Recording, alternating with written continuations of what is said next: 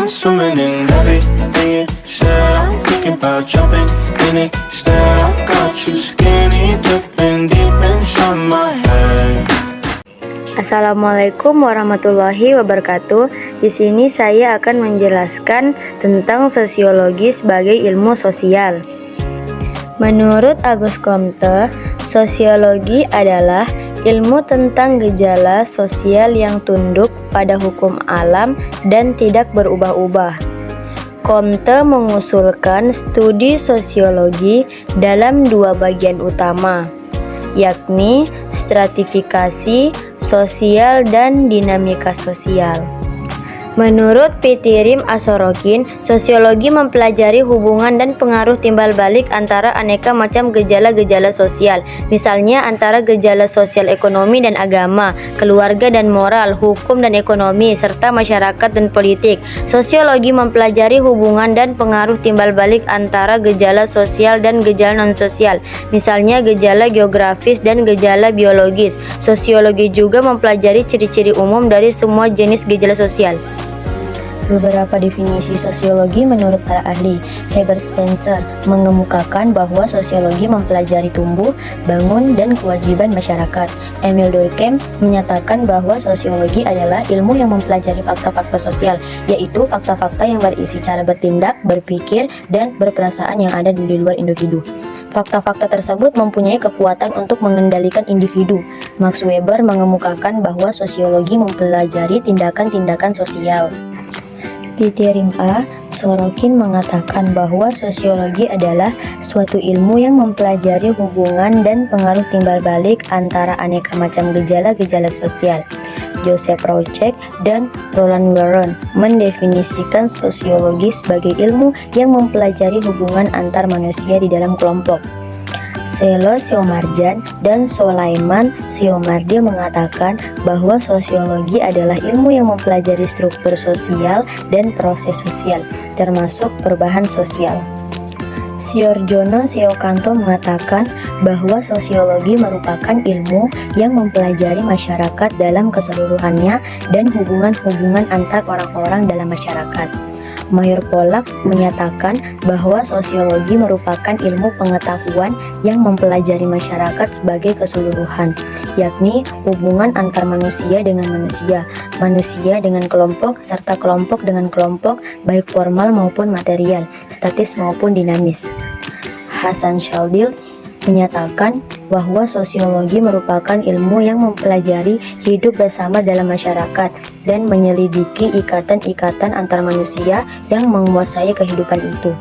Istilah sosiologi.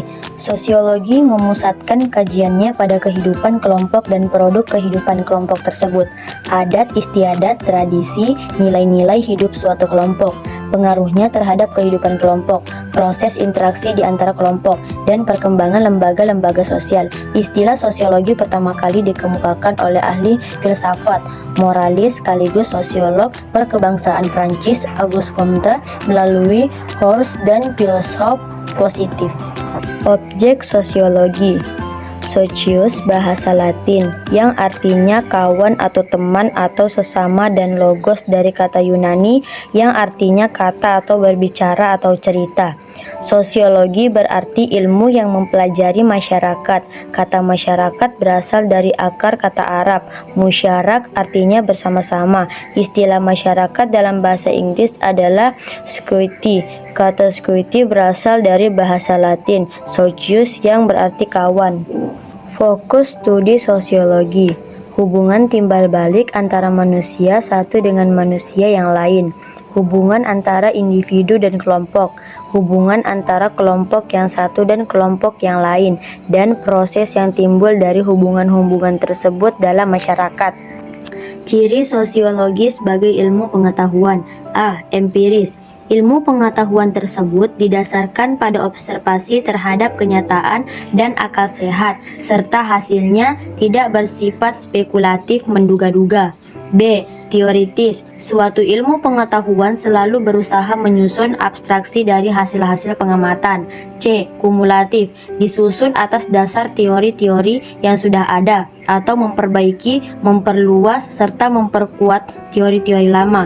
D. Non-etis, pembahasan suatu masalah tidak mempersoalkan baik buruk masalah tersebut, tetapi lebih bertujuan untuk menjelaskan masalah tersebut secara mendalam.